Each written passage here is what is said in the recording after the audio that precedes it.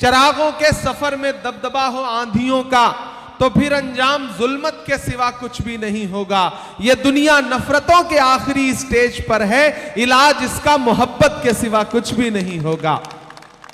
साथियों, मैं तुम्हें अपने उसूलों की कसम देता हूं, मुझको मजहब के तराजू में न तौला जाए। मैंने इंसान ही रहने की कसम खाई है, मुझको हिंदू या मुसलमान न समझा जाए। हम सायादार पेड़ जमाने के काम आए और सूखने लगे तो जलाने के काम आए। कच्चा समझ के बेच न देना मकान को, शायद कभी ये सर को छुपाने के काम आए। साथियों, एक तरफ वो लोग खड़े हैं जिन्होंने 2013 में 2014 में जंतर मंतर पर और रामलीला मैदान में खड़े होकर के शीला दीक्षित जी, डॉक्टर मनमोहन सिंह साहब के बारे में क्या क्या कहा था, और एक तरफ वो लोग खड़े हैं जो पूरे देश में एक नफरत का माहौल बनाना चाहते हैं। लेकिन कांग्रेस पार्टी इस देश में लोकतंत्र को बचाने की और डॉक्टर बाबा साहब अंबेडकर के संविधान को बचाने की लड़ाई लड़ रही है।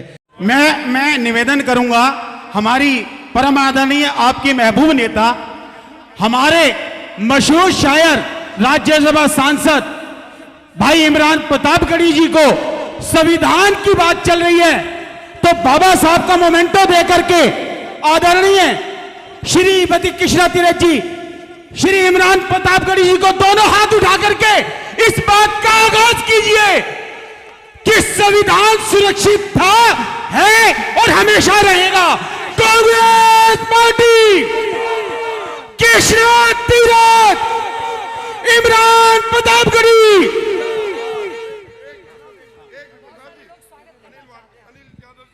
हम इमरान भाई से गुजारिश करेंगे कि आप हमारे महबूब नेता हैं, यहां की जनता और जनता के नुमाइंदे आपका स्वागत करना चाहते हैं, पांव पलक बिछा करके आपका इंतजार किया है। ये हमारे आशीर्वाद में इतनी दुआएं हैं कि परमात्मा आपको दीर्घायु रखे, आप हमेशा चढ़ती कला रहें। अब्दुल वाहिद भाई आ जाओ यार। ये बात भाई ऐसे नहीं, तालियों की गड़गड़ाहट से पता लगना चाहिए कि आपके महबूब नेता का स्वागत हो रहा है।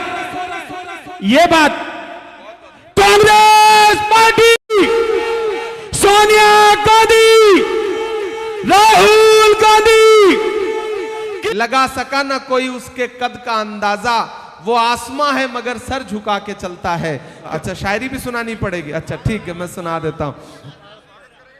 मुझे कहा गया है कि वो एक शायरी सुना दीजिए, बिना सुनाए जाएंगे तो ठीक नहीं होगा, तो अब इनका आदेश है तो कैसे टाल सकता हूं। कि कहां सोया है चौकीदार, कहां बैठा है पलटी मार। पलटी मार तो समझ रहे हैं ना, चौकीदार भी समझ रहे हैं। आप बहुत समझदार लोग हैं, मुझे पता है। ये कृष्णा नगर के लोग हैं, ये पटेल नगर के लोग हैं, इनको सब पता है कि चौकीदार कौन है और ये पलटी मार जो नए वाले हैं ये कौन है। कि कहां सोया है चौकीदार, कहां बैठा है पलटी मार।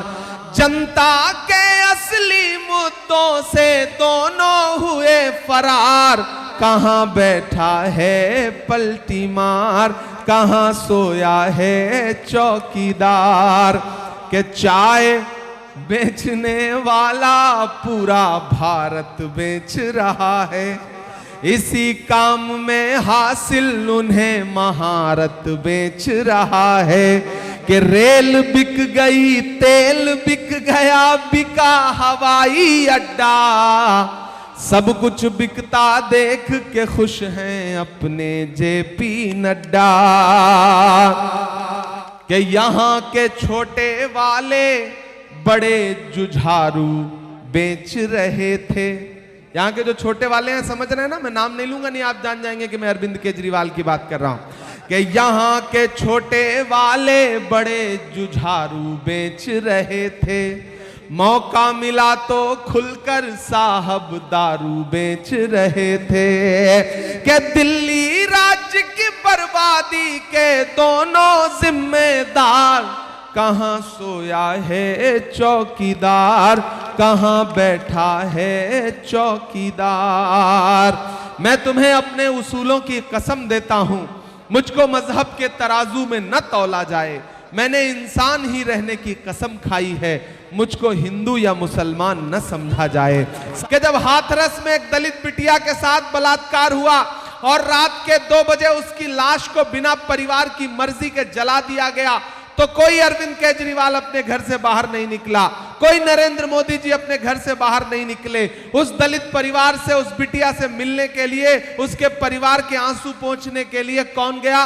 राहुल गांधी जी गए, प्रियंका गांधी जी गए। याद करो, जब मणिपुर में बिना कपड़ों के बेटियों को परेड कराया गया, घुमाया गया हजारों की भीड़ ने, तब कोई अरविंद केजरीवाल नहीं निकला, कोई नरेंद्र मोदी जी नहीं निकले। कौन निकला? राहुल गांधी निकले और मणिपुर जाकर के उन परिवारों को अपने सीने से लगा के उनके आंसू पोंछने का काम किया। याद करो कि जब डॉक्टर बाबा साहब अंबेडकर के संविधान को बदलने के लिए भाजपा पूरे देश में नारे लगा रही थी, तब संविधान के लिए कौन खड़ा हुआ? याद करो, जब देश की संसद में खड़े होकर के गृह मंत्री अमित शाह जी ने कहा कि बहुत अंबेडकर अंबेडकर अंबेडकर करते रहते हो, अगर इतना भगवान का नाम लेते तो 7 जन्मों के लिए स्वर्ग मिल जाता। हम लोग कांग्रेस पार्टी के लोग, पूरी कांग्रेस पार्टी, राहुल गांधी जी, खड़गे साहब उठ करके खड़े हो गए और हमने कहा कि आप डॉक्टर बाबा साहब अंबेडकर का अपमान कर रहे हैं। इस देश के दलितों के लिए, पिछड़ों के लिए, महिलाओं के लिए, नौजवानों के लिए डॉक्टर बाबा साहब अंबेडकर भगवान से कम नहीं है, आप उनका अपमान नहीं कर सकते हैं। संविधान बचाने के लिए, उनके सिद्धांत बचाने के लिए अगर इस देश में कोई लड़ रहा है तो कांग्रेस पार्टी लड़ रही है। मैं आपसे अनुरोध करूंगा, ये वही अरविंद केजरीवाल हैं, ये वही मनीष सिसोदिया हैं जो इस देश में जितने भी प्रधानमंत्री हुए हैं उसमें इस सदी के सबसे शरीफ प्रधानमंत्री डॉक्टर मनमोहन सिंह साहब हुए हैं। उनको क्या क्या नहीं कहा था अरविंद केजरीवाल जी ने, मनीष सिसोदिया जी ने। और देखिए प्रकृति कैसे न्याय करती है, ऊपर वाला कैसे इंसाफ करता है कि यही केजरीवाल साहब डॉक्टर मनमोहन सिंह जी को भ्रष्टाचारी कहते थे और जब समय का पहिया घूमा तो आपने देखा कि यही अरविंद केजरीवाल, यही मनीष सिसोदिया भ्रष्टाचार के आरोप में जेल काट करके लौटे। यह प्रकृति का इंसाफ था जो प्रकृति ने डॉक्टर मनमोहन सिंह साहब के साथ किया था। आज डॉक्टर मनमोहन सिंह साहब दुनिया में नहीं हैं, वो हमें छोड़ के पिछले कुछ दिनों पहले चले गए। शीला जी हमारे बीच में नहीं हैं, लेकिन जितने फ्लाईओवर शीला जी ने बनाए, जितनी सड़कें शीला जी ने बनाई, जितनी मेट्रो स्टेशन शीला जी ने बनाए, आज तक अरविंद केजरीवाल जी उसमें कोई इजाफा नहीं कर सके। जहां पर किताबों की दुकानें खुलनी थी वहां पर दारू की दुकान खोलने का काम किया। नरेंद्र मोदी जी ने चाय बेची तो अरविंद केजरीवाल ने कंपटीशन में शराब बेची। दोनों ने एक जैसा ही कंपटीशन चल रहा है। याद है 2013-14 में आते थे मफलर लपेट के वैगन आर पर खांसते हुए, जब देखिए जिस पोल पे चढ़ जाते थे वो पोल पे चढ़ते थे और आपको चने के झाड़ पे चढ़ा देते थे। इन दिनों मफलर उतर गया है, खांसी भी दूर हो गई है। उन्होंने अपनी खांसी दूर कर ली और पूरी दिल्ली को खांसने पर मजबूर कर दिया। इतना प्रदूषण, इतना प्रदूषण, जिधर देखिए कहते थे कि ये झाड़ू है, झाड़ू से हम सफाई करेंगे, नहीं कर पाए सफाई। अब सफाई की जिम्मेदारी बहन कृष्णा तीरथ जी को दे दीजिए, इनसे अच्छी सफाई कोई नहीं कर पाएगा। ये हाथ के पंजे में झाड़ू को ऐसे पकड़ लेंगी, ऐसे पकड़ लेंगी कि पंजे का शिकंजा जो है वो सही से कस जाएगा। इसलिए मैं आपसे अनुरोध करूंगा कि पूरे राज्य में, पूरी दिल्ली में ये आम चर्चा है कि पटेल नगर में कृष्णा तीरथ जी एक तरफा इस चुनाव को जीत रही हैं। सारे लोग कृष्णा तीरथ जी से ही लड़ रहे हैं और कृष्णा तीरथ जी अकेले चुनाव जीतने की लड़ाई लड़ रही हैं। यही अनुरोध करने के लिए मैं आपके बीच में आया हूं। यहां उत्तर प्रदेश के, बिहार के, पूर्वांचल के बहुत साथी रहते हैं। मैं आपका अपना हूं, आपका बेटा हूं, आपका भाई हूं। तो मेरा आपसे अनुरोध है कि बहन कृष्णा जी के लिए मैं अपनी झोली फैला के आपके बीच में खड़ा हूं। 5 तारीख को घरों से बाहर निकलिए, अपना एक एक वोट दे करके इन्हें असेंबली पहुंचाइए। हम सारे लोग आपका धन्यवाद अदा करेंगे, आपके बीच में फिर आएंगे। आज चूंकि बहुत सारी और भी सभाएं हैं तो मुझे जाना है। साथियों, मेरा आपसे अनुरोध है कि बहन कृष्णा जी आपके बीच में काम के नाम पर वोट मांग रही हैं, प्यार के नाम पर वोट मांग रही हैं, अमन और भाईचारे के नाम पर वोट मांग रही हैं। आप एक बार, और पिछले 30 साल से, 40 साल से, जब मैं पैदा नहीं हुआ था तब से आपकी सेवा कर रही हैं। मैं अभी महज 36 साल का हूं। इन्होंने बताया कि मैं यहां से 40 साल से मेरा इन लोगों से जुड़ाव है, मैं यहां लोगों की सेवा कर रही हूं। तो अगर इतना पुराना किसी से संबंध है तो उस संबंध की लाज बचाने की जिम्मेदारी आपकी है। हम सायादार पेड़ जमाने के काम आए और सूखने लगे तो जलाने के काम आए। कच्चा समझ के बेच न देना मकान को, शायद कभी ये सर को छुपाने के काम आए। तो मेरा आपसे अनुरोध है कि बहन कृष्णा तीरथ जी को जिता करके असेंबली पहुंचाइए। पुनः आपके बीच में कभी जरूर आऊंगा आपका धन्यवाद अदा करने के लिए। आज चूंकि सभाएं और हैं तो इसलिए निकलना है। बहुत बहुत धन्यवाद।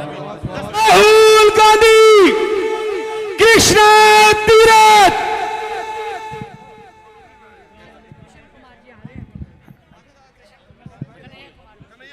अभी आप सब लोगों के बीच में कन्हैया कुमार जी भी आशीर्वाद देने के लिए, कांग्रेस पार्टी की बात करने के लिए आपके बीच में आ रहे हैं।